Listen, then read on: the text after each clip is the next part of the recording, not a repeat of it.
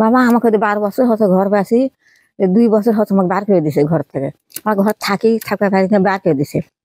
সেই ঘর আমার রাত 12টার সময় সবাই আসে, ঘরটা আমার কিলে ধরে বার করে দিয়ে আমার বেড়া মারে, আমার জামক মারে, অভিষেক বন্ধ করে উঠেছিল, সে মারে ধরে ঘরতে বার করেছে রাত 12টার সময়। এভাবেই কথাগুলো বলছিলেন 70 বছরের অসহায় বৃদ্ধা রহিমা বেগম। 2012 সালের অক্টোবরে দিনাজপুরের ঘোড়াঘাট উপজেলা প্রশাসনের পক্ষ থেকে বেলোয়ারা নয়নদিঘি গুচ্ছগ্রাম প্রকল্প চালু হয়। এতে পুনর্বাসন করা হয় 50টি ভূমিহীন পরিবারকে।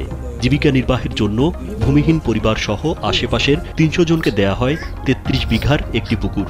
পুকুরটি বেলোয়ারা নয়নদিঘি গুচ্ছগ্রাম মৎস্যজীবী সমবায় সমিতি 1-এর আওতায় পরিচালনা করা হয়। স্যান্ডেলিনা সো, রূপচর্চায় আভিজাত্য।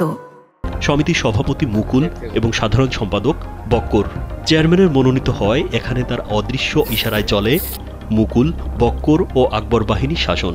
সুযোগ বুঝে ঘর দখল করে তালা দেওয়াই তাদের কাজ, আর প্রতিবাদ করলেই দেয়া হয় ভয়ভীতি, করা হয় শারীরিক নির্যাতন। ভুক্তভোগীদের একজন হাজেরা বেগম জানান, পরচুলা কারখানায় কাজ করেন তিনি। এর আগে খুব অসহায় ছিলেন, মাথা গোজার জায়গা না থাকায় বিয়ের পরেও বাবার বাসায় থাকতেন। পরে 2012 সালে টিন শেডের একটি ঘর পান তিনি। হঠাৎ শুনতে পান মুকুল তার ঘরে তালা দিয়েছে। পরে চেয়ারম্যান, ইউএনও, সাবেক এমপির কাছে গেলেও ঘর ফেরত পাননি তিনি। পরে একদিন প্রতিবাদ করায় তাকে আটকে রেখে গভীর রাত পর্যন্ত শারীরিক নির্যাতন করা হয়। পরে পুলিশ তাকে উদ্ধার করে। আকবরের অল ফ্যামিলির লোক আমাকে মারধর করছে সেই মতো করে, রাতের 8টা থেকে 12টা পর্যন্ত এমন মারধর করছে আমাকে। তখন থানার থেকে লোক এসে আমাকে উদ্ধার করছে। গেলাম চেয়ারম্যানের কাছে গেলাম, চেয়ারম্যান কয় এগুলা আমি জানি না, এগুলা আকবরই জানে। যখন আকবরের কাছে গেলে আকবর আমার কাছে লোক ঝুঁকায় যে তোমার পরিণাম আরো কি হবে দেখেন। ঘরহারা নূর ইসলাম নামের আরেক বৃদ্ধ জানান, 2 বছর আগে তার ঘরে তালা দিয়ে দখল করা হয়। পেটের দায়ে এই বয়সে ঢাকায় গিয়ে কাজ করেন তিনি। এখন থাকার জায়গা না থাকায় মেয়ে জামাই বাড়িতে করেন বসবাস। আবাসন ঘর পাইছি অবশ্য 12 বছর আগে।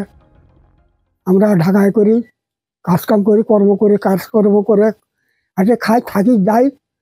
যার পরে না ঘরে চাবি লাগাইছে, বেশ কয়েকজন নাগাদ চাবি লাগাইছে। চাবি লাগার পর চাবি আর খোলে না পারে। আমি থাকার জায়গা না পাই, আমি এই মেয়ের বাড়ি থেকে বসত করে থাকি। ঘটনাস্থলে অভিযুক্ত মুকুলকে পাওয়া না গেলেও তার স্ত্রী শম্পা বেগম জানান, সরকার থেকে একটি ঘর পেয়েছেন, আর সন্তানরা বড় হওয়ায় তাদের জন্য আরেকটি ঘরে থাকার ব্যবস্থা করেছেন।